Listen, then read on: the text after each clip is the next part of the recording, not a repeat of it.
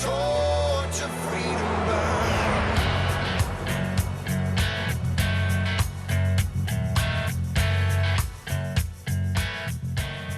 Welcome to the intersection of faith and the culture. It's WallBuilders Live. We're taking on the hot topics of the day, equipping people with truth and courage by taking that biblical, historical, and constitutional perspective on every topic that we address. You can get more information at wallbuilderslive.com. My name's Rick Green. I'm a former Texas legislator and America's Constitution coach, and I'm here with David Barton, America's premier historian and our founder here at WallBuilders, and Tim Barton, national speaker and pastor and president of WallBuilders. You can find out more again at wallbuilderslive.com. And by the way, while you're at the website, not only do we have archives of previous programs, we have a map where you can click on your state and find a local station close to you, but there's a very important opportunity there to come alongside us here at WallBuilders Live to donate to the program, which allows us to reach more people, to equip more people, to train more pastors and young leaders and legislators.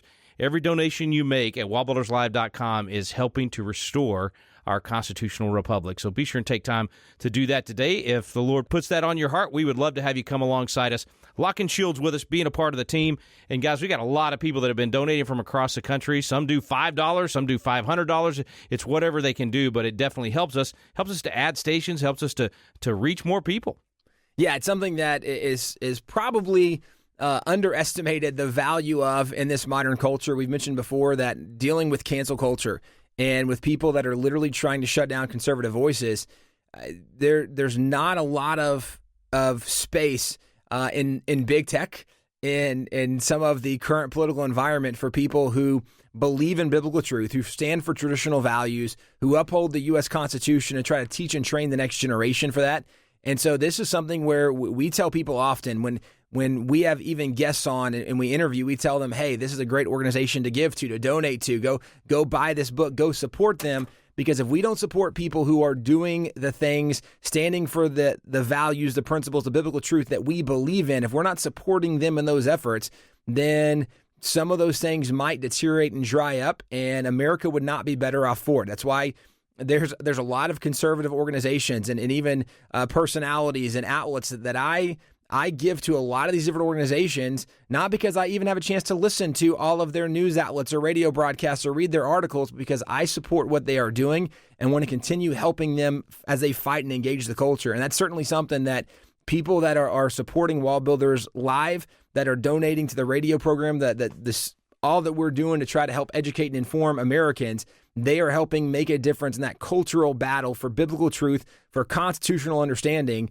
And so we are definitely grateful for all those people who come along and partner with us. And we're praying that God continues to stir up in people and bring more people to come and partner and support what we're doing here to try to educate America to the biblical foundation of the nation, to the biblical truth we need to live in every day, and, of course, the U.S. constitutional principles and values we need to follow right now. And one of the reasons that we hear a lot of people say why they donate is because they love the encouragement that they get, and the biblical, constitutional, historical outlook gives them hope for the future. And Good News Fridays are all about that. We get to talk about victories and good things happening out there, and it really encourages a lot of folks. So let's dive into some of that good news. David, I think you're starting us with the first piece of good news. We've got a lot for folks today. I have a new national poll that's out. It's a poll of business leaders, 500 top business leaders across the country. Now, when we talk business, there's small business, there's big business, and small business we tend to think of as being much more conservative, and big business as being much more liberal. And that seems to be their giving patterns with partisan elections. That seems to be where they come down on issues. So this was a very interesting poll because it asked these top decision makers in the business field. It asked them about progressive ideas and what's going on. So they were specifically asked, do you think that progressive ideas on race and gender and post-colonialism and cancel culture, do you think they're undermining society? Do you think they're necessary? And by a 2-to-1 margin, these business leaders said, yes, we think those ideas are undermining the culture, undermining society. Now grab this. This is 2 out of 3 business leaders, major business leaders, saying we think that the progressive ideas on race, on gender, on post-colonialism, which is anti-America kind of stuff, and on the cancel culture, we think that those are not good ideas for the culture. Now, there were some demographic differences by regions. In the East, it was probably the highest, with 67% saying, yep, agree with that. The stuff going to progressive ideas is not good for the culture. And out west, it was 55%. But nonetheless, it was still a majority in all areas of the country, and overall averaged about 2/3. And then here's just a strange twist on this poll. They actually, I don't know why, they decided to ask business leaders in France. Why choose France? I don't know. They chose a European nation. They chose France. And they asked the business leaders in France, do you think these American progressive ideas that are going with cancel culture and they're going to race and gender, do you think they're hurting business in France? And 2 out of 3 French leaders said, yes, we think those American ideas are actually hurting us here in France. So very interesting poll that we've got folks agreeing across the country from the big business side, or what appears to be the big business side in this poll, that these progressive ideas are undermining the culture and society. Other thing I'll throw out is dealing with compulsory vaccinations. President Biden in recent days has said, look, we've got you states that are taking masks off. You got to put them back on. I mean, this is not a political issue. We need masks back on in all states. And he actually had a press conference begging for that, people to start wearing masks again, stop unmasking and go back to mask. And so now he's talking about this vaccination passport, that we need this to move from state to state or to move to other countries, or the airlines are pushing to have this vaccination passport, which is a real problem constitutionally because they're not giving exclusions for conscience issues. And there's a lot of religious groups and just parents that don't think vaccinations are good for your body, and so they don't do it for religious reasons, conscience reasons, and none of that's being considered. But what I find interesting is over in Europe, the Council of Europe, which is kind of like the parallel to the EU, the Council of Europe got together. There's 47 member nations there in Europe that are part of this Council of Europe, and they said, we're completely opposed to compulsory vaccinations, and we oppose all discrimination against the unvaccinated. Now, that's pretty wild because that's considered to be a fairly progressive part of the world is Europe, and even Europe is saying, hey, these vaccination passports, that's not a good thing, and forcing people to get vaccinations, that's not good. So that's a piece of good news, is that even a lot of progressives aren't buying into what the Biden administration is pushing right now, and that's progressives in other nations as well. So just a lot of good news in polling right now, the numbers that we're seeing. Hey, guys, as we're going to break, you remember that time when you were more free in Europe than in the United States? Yeah, I remember that time when the last few weeks, is that what you're talking about? Yeah, exactly. Oh, well, normally I say let's not model Europe, because you're usually modeling European socialism. But if they're actually saying no vaccine passports, have the freedom to decide on these things, and we have states and certainly a president that doesn't want to give you a choice on it, yeah, I'd say let's model Europe instead of that. So that's a strange place to be, but I like that good news coming out of Europe. On that front. Let's take a quick break, guys. We'll be right back. Tim Barton's got some good news for us. Stay with us. You're listening to WallBuilders Live.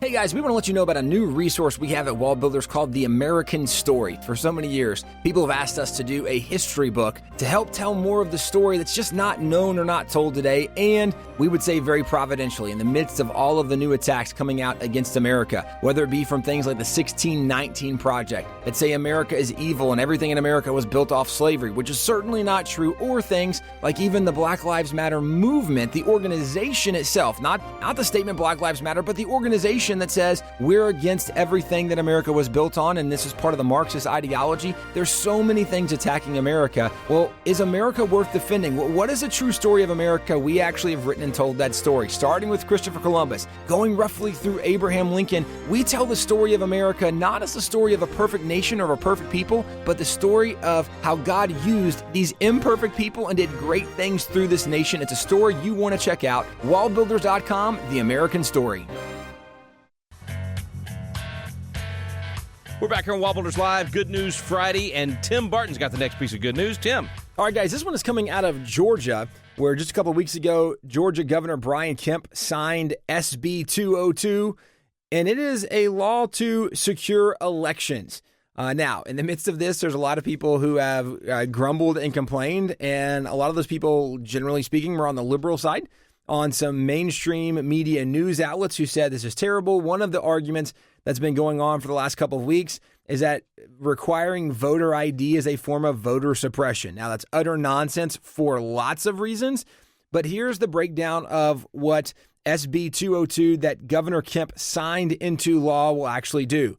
It will verify the accuracy of voter registration lists. So people that are eligible to vote, one of the things that happened actually in many states this last year is that those voter rolls were not checked before the election. And so you had people who had died whose ballots were still coming in, and people who had moved states who were still eligible to vote. So this is saying, hey, let's just make sure the people that vote actually in our state live in our state, are registered to vote, etc. It also will require a voter ID for any absentee voting. That way, what happened in Wisconsin, for example, where there were literally tens of thousands of ballots that came in with a signature and there was no address, there was no verification, and the people said, hey, let's just go ahead and count it because they probably are who they say they are, and maybe they just forgot where they live. They forgot their address. This is saying, no. Let's actually verify that we're sending these absentee ballots to people who are who they say they are.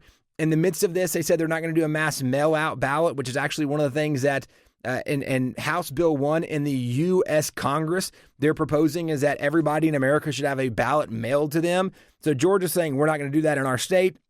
It also prohibits private funding of election officials and government agencies, which is super interesting to consider that any state would allow government agencies or election officials to be privately funded. And we think maybe there wouldn't be bias there if some private entity is funding you. So yeah, that seemed like a no-brainer to say, let's not do that anymore. And then they also wanted to make sure that they clarified in election law that anybody who is an election observer, who is there legally to observe the election, is given full access. If you remember, one of the things that was shown in Atlanta is that people who were there supposed to observe the elections, not only were they kicked out of the room, the elections officials were actually putting up different pieces of wood or cardboard or paper in front of the window so nobody could even see in as they were counting these ballots. So they're working to remove a lot of the problems that they had seen from previous elections. So this is really good news. Georgia's not the only state doing that. There actually is a case right now in Arizona before the U.S. Supreme Court dealing with election integrity. And so there are many states moving in that direction. But Governor Kemp, we have certainly not agreed with everything he's done with some of these lockdowns with the election back in the U.S. Senate runoff races. Nonetheless, we want to give honor where honor is due, and this time Governor Kemp has signed a very good law into existence in Georgia, which should secure elections in Georgia for the foreseeable future. And this is just one of many states doing that, so that is very good news. Hey, quick break, guys. When we come back, we're actually got an interview. Don't normally have that on Good News Friday, but we talked a couple of weeks ago on Good News Friday. Tim, you had a story about the Los Angeles Police Department and a great organization there of some police officers that have been helping in their neighborhoods. And we're actually going to have them on right here on Good News Friday on WallBuilders Live. So stay with us. You're listening to WallBuilders Live.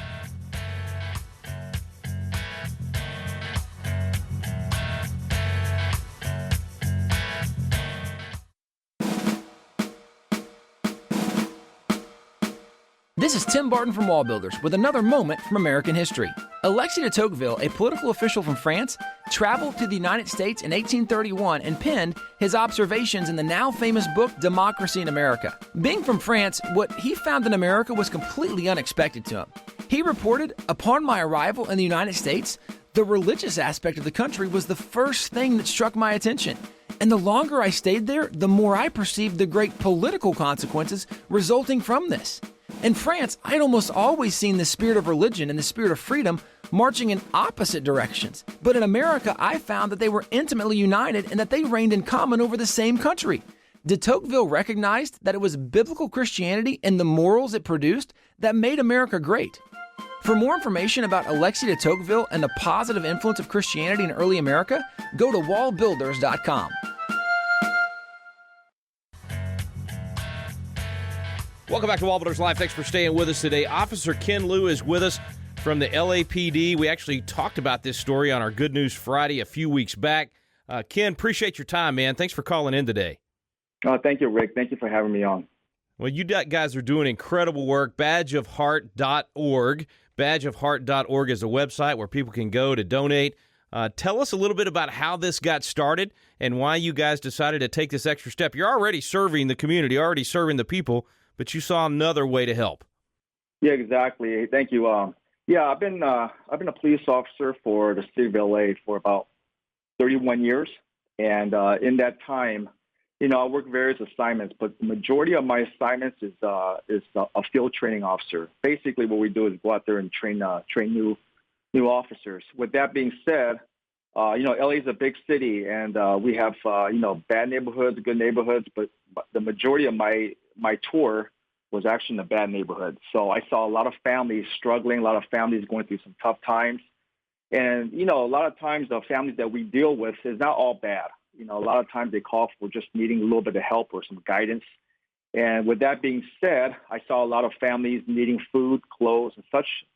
And so, on my own time and my own money, back when I was a young officer, I would, reach in my pocket and help some of these families, move forward.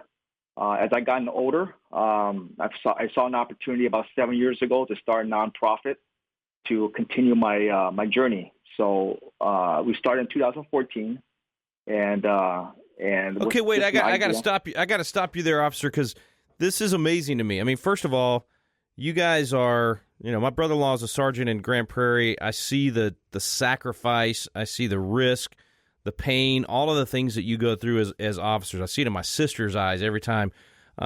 You're already giving so much every day you go out there and put your life on the line, and very little thanks and very little appreciation, frankly, from us, we the people. And yet, even as you're giving that much, to take that extra step, I mean, what kept you from being like what most of us would do is say, I'm already giving everything I can in my life. What made you decide to not say, well, somebody else has to do that other part? Somebody else will reach in their pocket and go take care of those, pencils for that kid for school or food for that family. I mean, all the things that you do. I mean, I'm just amazed. And so I'm wondering what your thought process was when that first time you made that decision. I'm going to go above and beyond what my actual, technical description of what I'm supposed to do for the community is. Does that make sense? What I'm asking? I get that asked all the time. I truly believe it's my upbringing. My grandmother was very heavily Christian. And I grew up in a Christian household. And so, she was a very church person, and she was, always giving to families in need. And I saw that in my own eyes as a young child and growing up as well. So, and my dad, he worked a couple of jobs to put food on the table and to put a roof over our heads. And so I learned at a very young age to work hard and to, just to give back to folks that need a helping hand. And so that's awesome. Made me propel to start this thing. So you saw that example, in your own home, and that benevolence that we learn from Christianity, and that desire to take care of others. I love it. Okay, I'm sorry to get you off track there. So that was about 7 years ago that you started the actual organization. And so did you go to your fellow officers and say, hey, this is what I've been doing. Would you guys come alongside me? What'd you do to get other people on board? In the beginning, it was just me. It was just an idea, and all of a sudden, I saw my, fellow officers.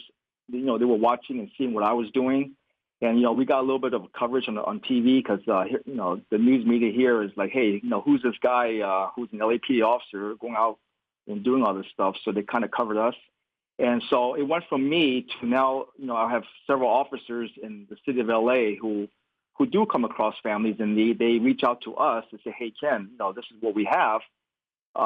Good family. Dad worked a couple of jobs. They just need a helping hand. And so we, about 95% of the time, we provide resources for those families, such as food, clothes. We pay their bills. We pay their, utilities, just to kind of, give them a little bit of hope, And so, and it's also great. It's a great community interaction. It's a great way for the community to see us as a human being, not just a person wearing a badge. Yeah. And so that goes a long ways. That's awesome. Oh man. All right. So tell me how people not only in the Los Angeles area, but really across the country can help you guys reach more people. And because I'm assuming there's obviously more people to help than you have the resources to help. And so if people can donate or whatever they can do for you guys, what's the best way to help? The best way to help is to go online and badgeofheart.org. There's a link to donate. Los Angeles is a very big city. We have millions of people here. We're not going to serve all a million people, but we're here to serve 1 or 2 families at a time. Even during COVID last year, our request for help has actually tripled. So, we have to be careful that we don't go bankrupt. But we have, we've been blessed with the good Lord that, people have stepped up and made nice donations for us to continue our mission. I love it. And I got to ask you how that's helped with just community relationships, right? The fact that you guys are doing this out of your heart, how that helps in the neighborhoods and with those families that you're, not just the family that you're helping, but as others in the community see you guys as the police officers doing this. It's been a tough year for you guys, I know, and I'm just wondering how that has helped to mitigate that a little bit. Interesting you say that. We have several news outlets here, and they're always asking me, hey, Ken, do you have good stories? Because LAPD doesn't really put out good stories for whatever reason. And so we are always looking for good stories where officers are actually out there helping the community. And so they're always asking us to give them stories. And we try. And, we always try to protect the privacy of the recipients as well. Yeah. But, like I said, we've been doing this for 7 years now. And, we are looking with an opportunity to maybe expand to other cities and states.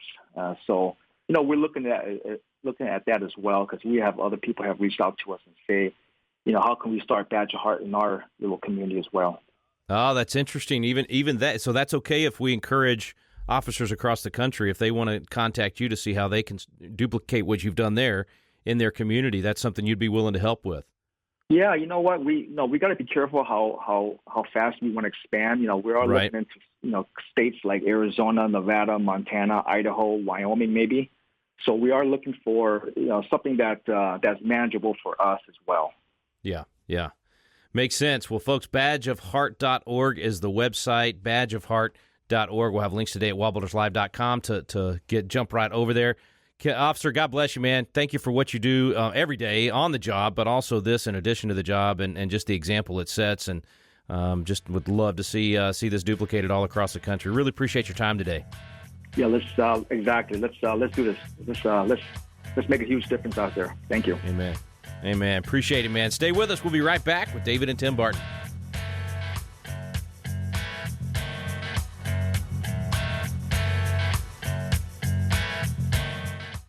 Have you ever wanted to learn more about the United States Constitution, but just felt like, man, the classes are boring, or it's just that old language from 200 years ago, or I don't know where to start? People want to know, but it gets frustrating because you don't know where to look for truth about the Constitution either.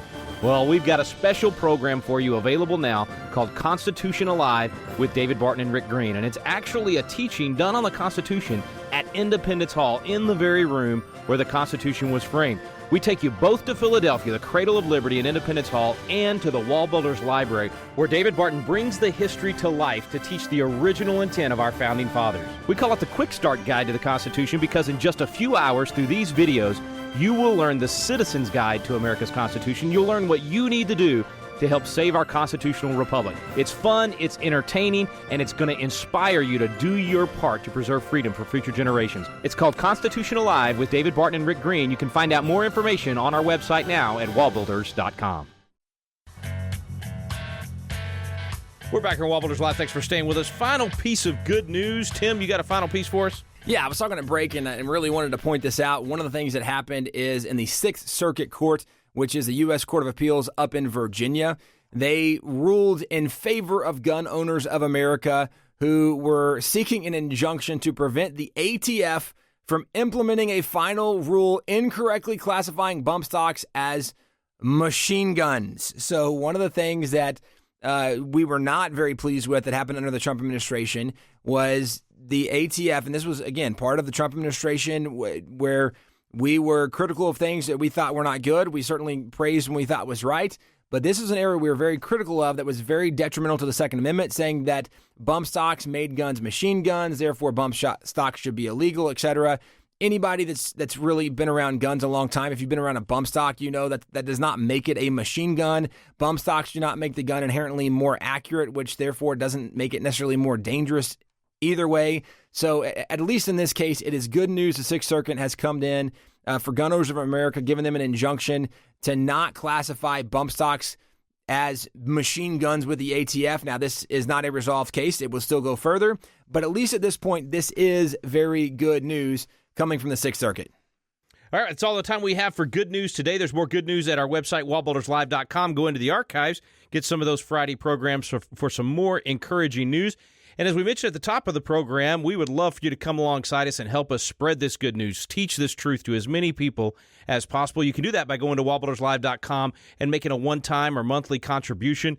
It goes a long way to reaching more people. And the more people we reach, the more we equip them, inspire them, give them this good news, and also give them the equipping they need to make a difference in their communities. Yeah, and we would encourage everybody who's listening right now that you start praying for organizations who are doing things to engage in culture, who are helping equip you to stand up and do what God's called you to do. And then we probably are not the only organization that you listen to that maybe encourages you or strengthens you, but we would ask that you would pray. And this is a time that we really need to come alongside those organizations and start supporting them, standing with them.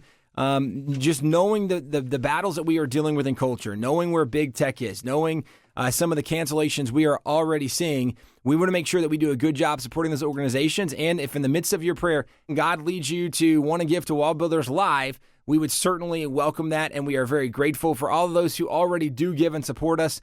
We have some very fun stories and testimonies of actually some young kids who have sent in some money to us recently. So probably next week we can cover some of that, some really cool things. But definitely, we would appreciate any support to WallBuilders Live. You can do it at wallbuilderslive.com. Thanks so much for listening today. You've been listening to WallBuilders Live.